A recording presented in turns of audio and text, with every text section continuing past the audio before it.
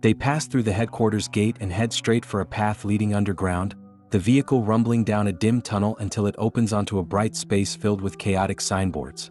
Once they arrive, everyone hops out at once, Zenka still grumbling as he wipes off the lingering poop stains from earlier, while Rio casually brushes her hands and hums, already strolling off as if nothing had happened. Rudo climbs out last, visibly disoriented, hair a total wreck from Rio's relentless scrunching during the drive. As they walk toward the entrance, Engine welcomes him to the janitor headquarters, and what greets them is a massive symbol etched into the entrance wall, mirroring the emblem Engine wears on his chest. Inside, a modest reception area awaits, with a woman behind the counter, mid-bite into her meal. Without missing a beat, Rio gives Rudo a quick farewell, promising they'll meet again later, and to his own surprise he agrees, wondering whether he'll be pushed around next time too. Just then a pair of flies buzz through the air, circling too close for comfort. Engine begins to introduce the receptionist as Semiyu and starts to explain her role, but before he can finish she moves in a blur. With terrifying precision she skewers the flies mid-air using her fork. Rudo freezes, stunned, watching the whole thing unfold. Semiyu turns to him warmly, greeting him like an old friend and calling him the promising rookie. She mentions that Engine had told her all about him, where he came from, what he'd been through, but says she had to see it for herself. Adjusting her glasses, she adds with a knowing smile that what she wanted to witness was his potential. Rudo blinks, unsure what exactly she means. Engine explains that Semiyu's Jinki is embedded in her glasses, an ability that sharpens her kinetic vision to remarkable levels. When fully activated, it even allows her to peer into a person's true nature. Hearing this, Rudo is struck by the idea that Jinkis could function in such a way, completely outside the raw power he'd imagined. Then, Semiyu activates her ability, her eyes narrowing as she zeroes in on Rudo. For a long moment, she studies him, but what she sees inside him isn't what she expected, just a dark, unreadable static. She freezes in place, visibly surprised, before quickly regaining her composure. When Engine presses her to explain, she notes that Rudo already possesses high physical ability and doesn't need to train from the ground up. His compatibility with his Jinki is strong, though still unstable, meaning he'll need time and effort to master it naturally. Engine raises a brow, sensing there's more, and Semiyu confirms with a pause before flatly pointing out that Rudo has poop on his neck. He stares at her in disbelief, while Engine bursts into a fit of laughter, teasing that no wonder the flies were hovering around, he needed to stop playing with poop. Mortified, Rudo yells back that he wasn't playing with it. Once the chaos dies down, Engine thanks Semiyu and tells her they're heading off to see the boss. As he walks away, he glances back at her with mild suspicion, quietly wondering if she held something back. Moving down the corridor, he gives Rudo a quick rundown of the janitor ranks. Roughly 100 members in total, split between fighters, guards, and support personnel. He adds that since most are deployed to different regions based on cleanup needs, it's rare to see everyone in one place. Then he casually asks if Rudo wants to meet them, catching him off guard.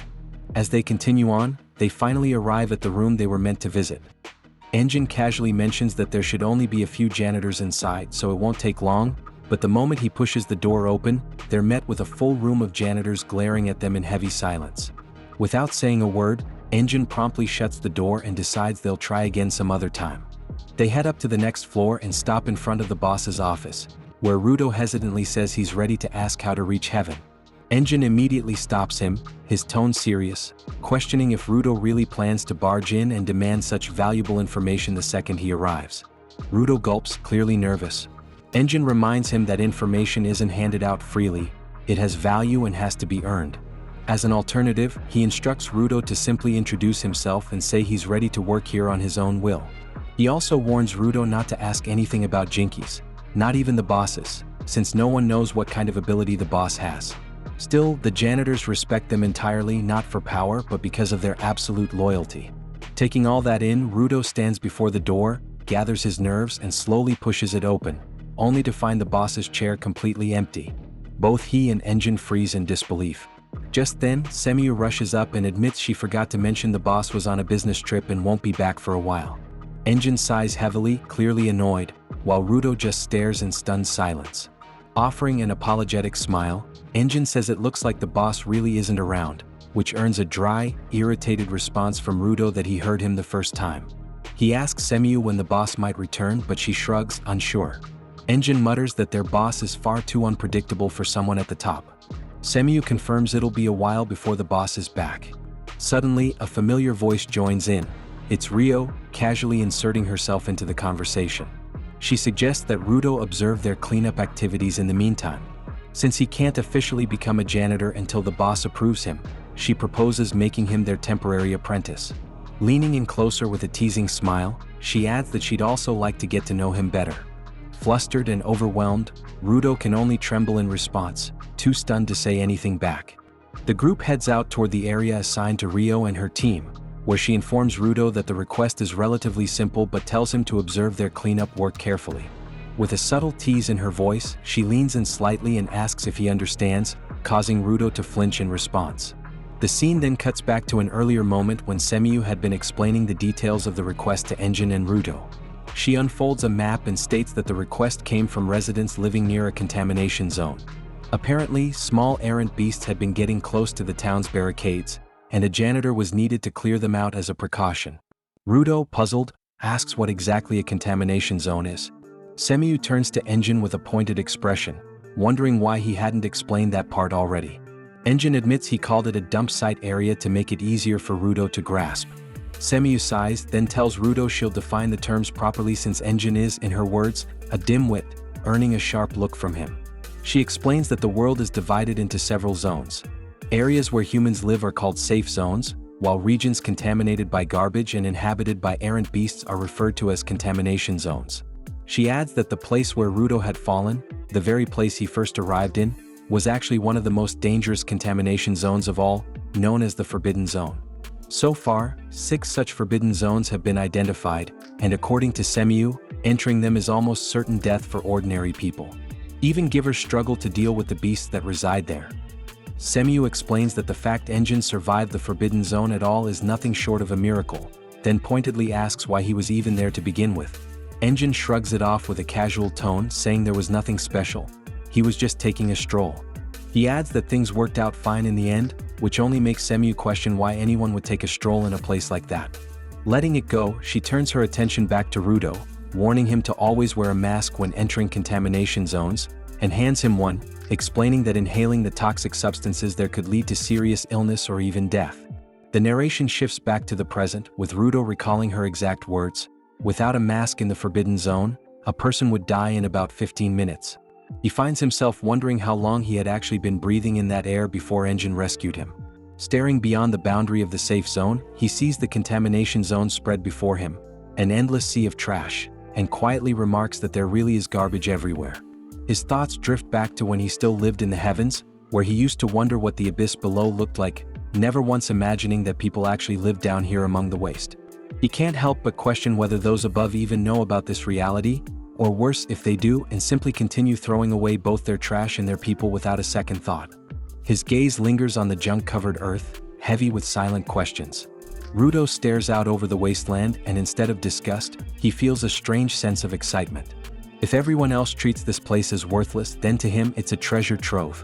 With bright eyes, he declares he wants to gather all the broken things people tossed away and fix them. His focus shifts when he notices Rio's teammates spread out across the area, combing through the debris like they're searching for something. Curious, he asks who they are. Rio casually explains they're janitors too, supporters to be exact. They may not have the powers of a giver, but they're just as valuable, always backing up the fighters in crucial ways. One of them suddenly walks over and offers Rudo a handshake. Startled, Rudo returns the gesture, only to yelp in pain as the man's iron grip nearly crushes his hand. Still wincing, he watches Rio laugh, clearly amused as she brags about her teammate's strength, saying his grip is powerful enough to crush an apparent beast's armor. She beams proudly, saying she always feels safer when power types are around, and this one has been a huge help. Dazed, Rudo silently wonders if he'll ever be able to keep up with these people. But no matter how simple the task seems, he tells himself he has to prove himself by doing it right. Moments later, one of the supporters examining the zone calls out to report confirmed presence of errant beasts. Not long after, a herd of goat-like creatures emerges from the trash, their hooves clattering across the rubble. Rudo immediately panics and shouts in fear, overwhelmed by their numbers. He turns to Rio, bewildered, asking why she didn't mention it was a whole herd. This definitely wasn't an easy job. Rio, unfazed, waves off his worry and explains those beasts are slow-witted and not dangerous. She points out how they just keep slamming their heads against the barricade, not even reacting to the blows. That's what makes them ideal for observation, she says with a smirk, calling him lucky. Rudo blinks, still confused, but as he watches the creatures he realizes she's right. They're far more docile than the first errant beast he ever faced. Rudo studies the herd, noticing how the beasts resemble animals more than monsters, and begins to wonder if they each had individual differences. Before he can dwell on that, a sudden shift jolts him. Larger, bull-like beasts emerge from the swarm, trampling over the smaller ones with terrifying force. They charge the barricades with raw power, and Rudo panics, shouting that these ones aren't docile at all. He scrambles to get Rio's attention, insisting something worse is coming, but she remains calm, almost dismissive, saying it's still fine. Rudo, still trembling, points out that their charge is much more dangerous than before and urges her to call for backup. But she explains that these are simply a tier above the previous beasts. Tougher, yes, but still perfect for training rookies. She casually adds that ever since the bigger ones appeared, only a few remain from the original herd. If she took care of them now, they could return early. Still rattled, Rudo protests that the number is too much, but she grins and agrees, so they should wrap it up fast and have a welcome party for him. Rudo reminds her he's not even an official janitor yet, but she laughs and suggests they call it a welcome to the underworld party instead. Bewildered by her ease, he asks how she can stay so calm in such a life-threatening situation. With a bright smile and a thumbs up, she replies that surviving in the underworld, especially as a janitor, requires a calm and eased mind. Watching her, Rudo suddenly understands. People like Engine and Rio all carry that kind of mindset, something he's clearly missing. He quietly resolves to learn how to be that way too. But his new resolve is immediately crushed when a massive errant beast stomps into view, dwarfing the others and smashing through the barricades like they're nothing. Rudo stumbles back, paralyzed by fear, but clings to the idea of calmness and tells himself it's fine. He just needs to maintain an eased mind. Turning to Rio, he tries to confirm if that's the right attitude while holding up a shaky thumbs up of his own. But to his horror, Rio doesn't share his anxiety. Instead, she marvels at the beast's size and design, calling it wicked cool as she casually walks toward it. She's never seen a beast that fired her up this much. Reaching into her bag, she pulls out a pair of scissors, stating that this one isn't for observation. It's a fight she intends to enjoy. Meanwhile, Rudo's brain short-circuits as he stands frozen, whispering to himself over and over that everything is fine, desperately trying and failing to keep his eased mind. Rio bursts into laughter as she draws energy into her scissors, declaring that before dealing with the big one, they have to wipe out the smaller beasts. With a quick toss, she hurls the scissors into the air, and they transform mid-flight into a massive combat weapon. Raising her leg, she slides her foot into the enlarged handle, declaring it time for spring cleaning. Anchoring herself with one foot on the ground, she winds up and unleashes a brutal assault. In a single sweeping motion, she slashes through the surrounding aberrant beasts, decapitating and tearing them apart with ease, using only her foot and the weapon. Rudo watches, stunned, unable to believe what he's seeing. The creatures are shredded cleanly in an instant. One of the supporters standing nearby explains that Rio's jinky is the scissors, known as the Ripper. While scissors are normally used with hands, Rio wields hers with her feet, which may seem improper but clearly works. Rudo thinks to himself that everyone has their own way of using things. The supporter then rolls up his sleeve and warns Rudo not to slack off just because he's observing, just as an aberrant beast lunges from behind. Rudo doesn't notice until it's too late, but the supporter reacts instantly, grabbing the beast with his bare hands and slamming it into the ground with immense force. Without hesitation, he pulls it back and yells for Rio before launching the struggling creature toward her. Rio catches on instantly and finishes the beast with a clean slice of her scissors. The display leaves Rudo speechless again, and when Rio calls out to the supporters to keep sending more beasts her way, they rush into action without hesitation. Rudo realizes then that even if non-givers can't take down aberrant beasts alone, their ability to weaken them allows givers like Rio to finish the job. Together, they fight in perfect sync. As he watches the janitors in action, he begins to understand their rhythm and starts to internalize their methods. Reflecting on what he once said, that he was only helping them to achieve his own goal, he now finds himself slowly drawn into their world. With all the smaller aberrant beasts finally taken down, Rio comments that the area looks much cleaner now, signaling that the real challenge is up next. Without hesitation, she stands her ground as the massive beast appears before her.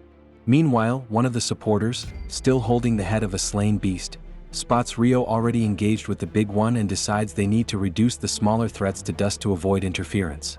But Rudo suddenly panics when he sees one of the supporters about to run past a supposedly defeated beast. The creature, still alive, lashes out just as the supporter trips and crashes to the ground. Realizing the danger, Rudo sprints over and grabs a long stick from the ground, planting himself between the beast and the fallen man. The supporter stares in shock as Rudo blocks the attack. With steady resolve, Rudo declares that he joined the janitors to gather answers, but he refuses to be a burden. He'll fight and prove it. At that moment, something strange happens. His jinki activates through the stick in his hands. A web-like pattern begins forming around the beast, and even Rudo is caught off guard, unsure of what exactly is unfolding. He stares, wondering what kind of power is buried inside him, frustrated that he doesn't yet understand how to control it. Before he can process more, Rio rushes in and effortlessly kicks the beast away, impressed that he managed to protect someone so fast. She tells him he did a good job, her words both encouraging and sincere. A nearby supporter calls out, admitting the fault was his and thanking both of them for stepping in.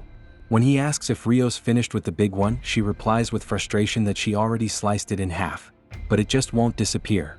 No matter how many times she strikes with her jinki, the monster keeps regenerating, stubborn and unyielding. Elsewhere, the human trafficker who once planned to sell Rudo finds himself tied up alongside his cohorts, confused and groaning about what just happened. He recalls a kid from the heavens being the cause of it all but can't grasp how it turned so quickly. Glancing around, he spots a man lounging on a couch and asks who he is, both of them wondering where that sky person had vanished. Back at the battlefield, the large aberrant beast reforms once again, standing tall and aggressive. One supporter notes with disbelief that their jinkis seem to have no effect. Rio narrows her eyes, insisting that vital points should be the same in any living being. If you slice them down the middle, they should die, but even she's shaken by its persistence. With no clear answer, she decides to keep cutting until it stays down. The supporter agrees to report this anomaly as a new variant and prepare warnings for nearby settlements. Rudo, though briefly volunteering to help, quickly backs off, realizing he's not equipped to do much. Rio steps forward again, announcing it's time for a trim, mockingly addressing the beast like a client. As it thrashes, she wonders if it wants a buzz cut but jokes she doesn't have clippers and begins cutting anyway, section by section with patient precision. When she finally finishes and thanks the creature for waiting, she spots a strange glow inside its body. Before she can investigate, the beast slams its head upward and sends her flying. The ground shakes as it begins boring holes violently into the earth. The supporter warns it's closing in fast. Amid the chaos, one of the punctures catches Rudo, and he tumbles into a crater. Falling helplessly, he reflects bitterly on how he once vowed to fight the people above. Yet here he is, failing to control his own jinki, reduced to dead weight. But just as he begins to spiral deeper into hopelessness, a hand grabs him. It's the supporter, lifting him out and carrying him to safety. Snapping him out of his daze, the man urges him not to freeze. If there's something he wants to do, he must move now before he can't. Behind them, the beast groans again. It sounds strange and unnatural. Rio pauses mid-charge and realizes it's crying. That sorrowful noise, it might be the key. She aims precisely and strikes with everything she has. At last, the creature collapses, its body crumbling to dust. The supporter rushes over, amazed that she brought it down, and asks how she knew where to hit. Rio explains that when it cried, she sensed something powering it from that area. What shocks them both is her final discovery. The beast wasn't just strange, it was powered by a jinki. The supporter stares in disbelief. A jinki? In an aberrant beast? Neither of them can make sense of it. The question now burns in their minds: how could something like that even be possible? In the dim hallway, a sleepy figure shuffles forward, eyes half-lidded. It's Zanuck, drawn by the muffled sound of laughter and chatter. Curious, he pushes open a door and steps into a warmly lit room where janitors are gathered, drinks in hand, voices loud with celebration. Rio, already mid-toast, turns toward him with a grin and explains it's nightfall and they're throwing a welcome to the underworld party for Rudo. To Zanuck, it just looks like an excuse to drink, but Rio shrugs. Everyone needs a break now and then. As his gaze sweeps the room, Zanuck spots Rudo off in the corner, hunched over with his face buried in folded arms. He points it out, noting that the guest of honor doesn't seem particularly festive. Rio admits softly that ever since the mission, Rudo's been like that, unable to use his jinki properly, stuck in his thoughts. Zanuck frowns, sympathy stirring in his chest. Talk shifts back to yesterday's mission. Zanka, now nearby, says he heard rumors of an unusual aberrant beast. Rio nods and describes how it was unlike anything they'd faced. The core inside it wasn't just strange, it radiated something deeper, something powerful. In a flickering flashback, she recalls how they discovered that core and realized to their horror that it was a jinki. They had all frozen at the sight of it, stunned by the idea that an aberrant beast could be born from such power. Head lowered, Rio admits she had no clue how to handle it, so she handed the matter over to the higher-ups and simply went home to eat. Zanuck, unimpressed, mutters that she really is like a kid sometimes. Rio adds that once the higher-ups conclude their talks, Engine and Semiu are expected to show up too, something Zanuck finds hard to believe. Meanwhile, across the room, Rudo remains slumped in silence, his fingers absently brushing over the gloves in his hands, mind spinning in quiet defeat. A chair slides beside him and someone sits down. It's a man with a calm presence who introduces himself as Gris Lubien. Rudo lifts his head slowly, surprised by the approach. He offers his name in return, but Gris chuckles, saying he already knows who he is. With a reassuring tone, Gris tells him his actions yesterday were admirable. Rudo immediately dismisses the praise, insisting he didn't do anything worth noting. But Gris counters gently, he protected Follow from an aberrant beast. Rudo blinks, confused by the unfamiliar name, and Gris nods toward the young supporters sitting across the room. Still, Rudo's frustration lingers. He admits bitterly that even then he couldn't control his jinki. In the end, he was saved by others, by that supporter, by Rio. It's always been like this. Back in the surface world, he used to lash out easily, angry at everything, unable to change. Recto was the only one who stuck by him, cleaning up his messes. He says he has to return to the surface soon. He's tired of failing, of being a burden. Clenching his fists tightly, he mutters that no matter how hard he tries, it always ends the same. Someone saving him, someone expecting more than he can give. But just as the shame sinks in, Gris quietly thanks him. Rudo looks up, startled by the unexpected gratitude. Gris meets Rudo's eyes with a steady calm and explains that most people, when they first encounter supporters, tend to underestimate them, seeing them as powerless, as dead weight, as little more than liabilities clinging to the heels of the janitors. Even some janitors used to think that way. But not Rudo. Gris says he noticed the difference right away. He gestures again toward Follow and reveals that the boy joined the janitors with a dream, to help wipe out aberrant beasts. But lacking any combat ability, he couldn't fight them directly. Instead, Follow chose to devote himself to crafting a precious item, one that would eventually allow him to become a giver too. Because of that, Gris had made a vow to support him every step of the way, even after Follow surpassed him. He was determined to create a future where all those who mocked them would have to take back their words. That was the kind of strength Gris believed in. Turning more serious, Gris asks Rudo to stop thinking about what others expect from him. Instead, he presses him to consider a deeper question. If he let go of all that, of needing to be strong, of needing to prove something, what did he truly want to do? The question catches Rudo off guard. For a moment, he goes silent, digging through the haze of regret and confusion that's weighed on him since he was cast down. Gris urges him to remember that moment before everything fell apart, to return in his heart to the place where it all began. That, he says, is where Rudo's real path lies, the one that would rise from within, not from pressure or desperation. He tells him to have faith, to believe in that version of himself. With a hand placed gently on Rudo's head, Gris reminds him that despite everything, despite falling all the way into this underworld, he's still alive. That alone is proof he hasn't failed. Rudo sits still, lips trembling slightly, eyes stinging with unshed tears, until a sudden hand lands on his shoulder. It's Engine, complaining with a yawn that he's already tired.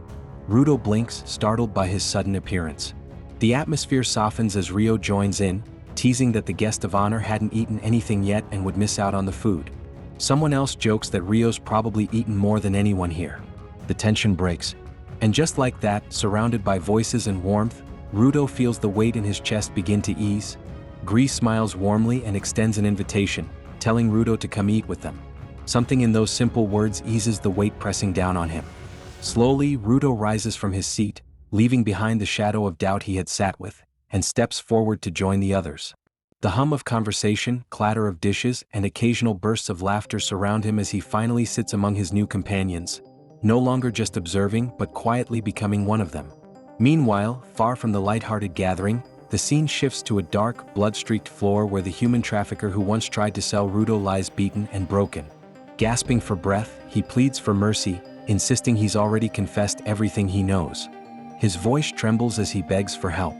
The man standing over him responds with a calm "okay," but instead of helping, he smiles cruelly and strikes again, ending the trafficker's life with finality.